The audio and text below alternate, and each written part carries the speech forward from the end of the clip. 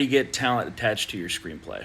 First, why do you need to attach talent? Well, talent with sales value is what gets your movie financed. Or if you have the money already, somebody is already backing your movie and you're casting, talent gives you financial safety. Talent is the safety.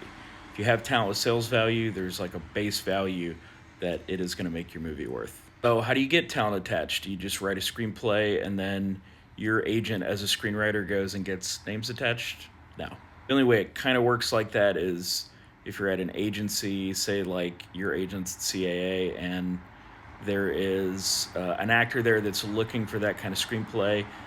Your agent might read your screenplay and be like, oh, John really wants this kind of movie. So they take it there, and then that guy reads it, and they're attached. But that's pretty much limited to within the agency that you're repped at. More common path is that you go to a director or producer, and then they help you package the movie.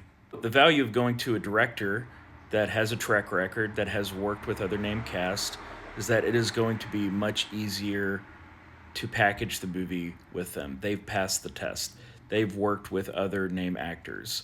And if they still have a relationship with the actors they've worked with, they can go out to those actors. This is one of the main reasons, like as a producer, you hire a director because you need that director to get names attached. And certain directors, they're not all huge, but certain directors who've worked with name cast have passed that smell test, and the actors' reps are going to look at their track record on IMDb and be like, oh, he worked with Bruce Willis. Oh, he worked with Nick Cage. Oh, he worked with Annette Bening. And that is going to get them over that hurdle because, a big actor with sales value has reps that are looking to protect him. He's beyond the point in his career where he wants to work on a shit show. And, it is some comfort. It's a CYA to for the agent, right, that is vetting projects on behalf of the actor. It's a CYA if they can look at a director and be like, oh, he's made some interesting movies. He's worked with some name cast. This is probably going to be a good situation. If you have a really good director, that has great relationships with the past cast they've worked with, that has friendships with them, you can attach that director and he can just call them right up, and those actors will attach themselves, sometimes without even reading the script, but often without having to put money up to get them attached. That is the real magic. If that is not you, then what you need to do is go get a producer, and a producer can find this director. A producer can lead the packaging. A producer typically leads the packaging.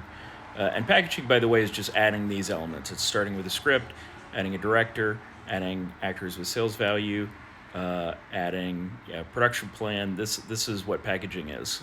If you go find that producer, and the producer maybe has some financing resources, maybe they have a little bit of development money. The other way you can go about it is getting a director on board that's good, has made some good art films, but hasn't worked with name cast yet. And that producer can go out and make offers on behalf of the project to actors, right? And these offers, they'll know about what the actor works for, like what sort of offer would be, received well.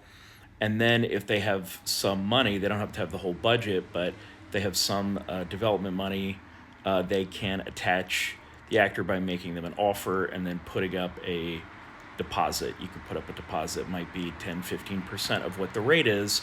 However, I will say this is risky because once you put that money up, yes, the actor is officially attached, but you also have a ticking clock to get the movie made, right? So once that actor deposit money is up, it's at risk.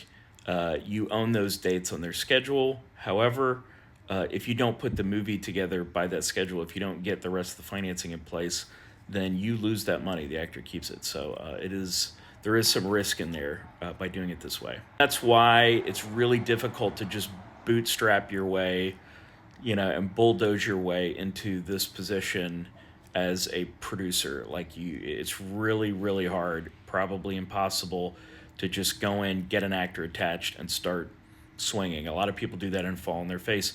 You really have to know who you're going to bring the movie to when the actor is attached. You have to know who you're going to bring it to, who is going to give you the financing, whether it's private equity or an institutional investor like Intercut. You need to know, if I get this actor, then I can bring it to these guys and they're probably going to finance it. So that is the deal. It's not easy. It's not for everybody. It's difficult. Even people that do it for a living, you don't know who's going to say yes. You don't know what their career goals are.